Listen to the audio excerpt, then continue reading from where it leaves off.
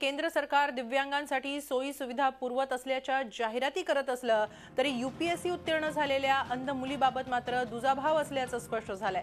उल्हासनगर रहिवासी असलेली प्रांजल पाटील यांच्याबाबत हा प्रकार घडलाय। त्यांना रेल्वेमध्ये पोस्टिंग मिळालं होतं, मात्र पीएचडी करत असल्यामुळे त्यांनी रुजू होण्यासाठी थोडी मुदत मागितली।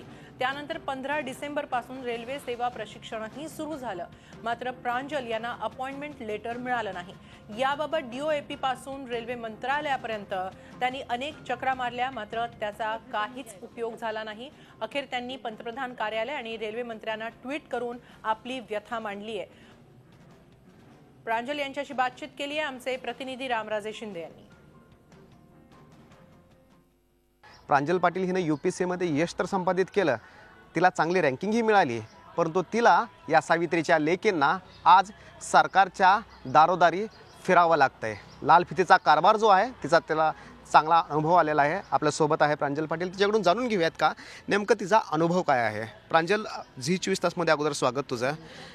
मला सांग, यूपीएससी मध्ये टॉपर आली, आम्हीच आपल्या बातम्या केल्या, चांगली स्टोरी कव्हर केली, परंतु आता नेमकी अडचण कुठं आलेली आहे? तुला फेरा मारावा लागलेला आहे मंत्रालयाच्या, त्या कशासाठी नेमक्या?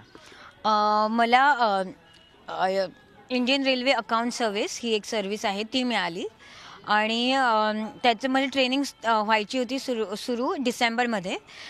मला त्याच काळात हे कळलं की म्हणजे मला अपॉइंटमेंट लेटर आलं नाही। त्याच्या मी म्हणजे त्याच्याविषयी विचारणा केली तेव्हा मला हे कळलं की म्हणजे रेल्वे मिनिस्ट्रीने माझी अपॉइंटमेंट कॅन्सल केली आहे आणि फक्त हा ग्राउंड आहे की 100% ब्लाइंडनेस, म्हणजे त्यांना ते नाही देऊ शकत, पर्सन विथ 100% ब्लाइंडनेस।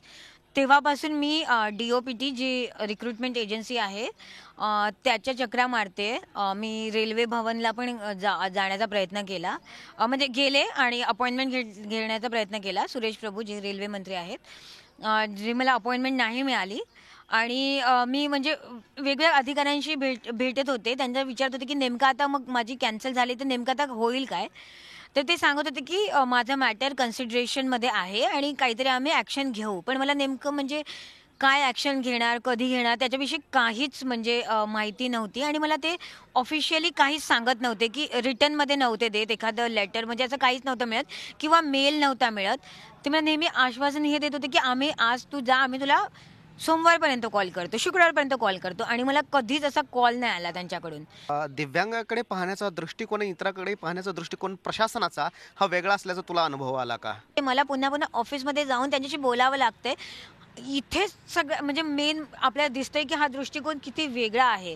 जर दृष्टिकोन समानतेचा असता तर ही गोष्ट करावी नसती लागली, आणि जर समानतेचा असता तर मी जाते तर मला एक म्हणजे एक संवेदनशीलपणे त्यांनी ह्या मॅटरमध्ये लवकरात लवकर ॲक्शन घेण्याचा प्रयत्न केला असता। Ramraj Shinde, Zee Media, Delhi. प्रांजल पाटील यांनी फेसबुकवर पोस्ट करून सुद्धा आपली व्यथा मांडलेली आहे। मित्रांनो, 2016 मध्ये मला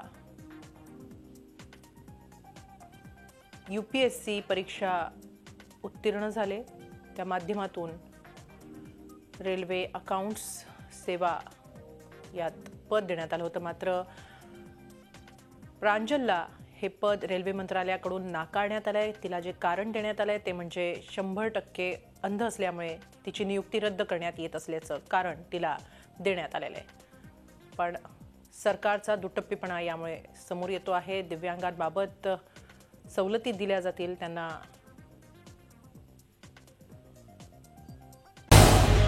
झी 24 तास रहा एक पाऊल पुढे।